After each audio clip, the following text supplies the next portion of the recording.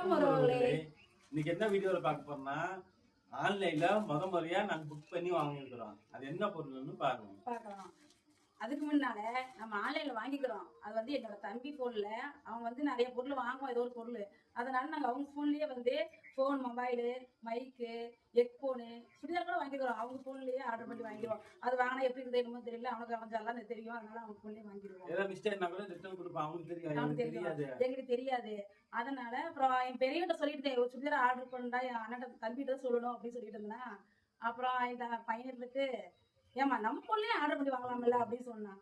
அப்புறம் சரி எத்தனை நாளைக்கு தம்பிக்கிட்டே சொல்லிட்டே இருக்கிறது அப்படின்ட்டு முறையா ஒரு துணி ஆர்டர் பண்ணி வாங்கிக்கிறோம். அது என்ன துணி அப்படின்னு பாப்போமா? நான் இன்னும் ஓப்பனே பண்ணல. சரி வீடியோ எடுத்துட்டு உங்ககிட்ட காமிச்சிட்டு ஓப்பன் பண்ணலான்னு. எப்படி இருக்குதுன்னு தெரியல, பாப்போங்க.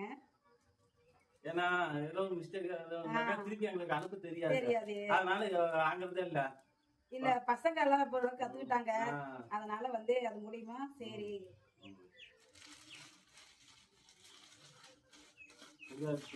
தெரியல. ஆனா செல்போன்ல பாக்கும்போது பெருசா இருந்தது.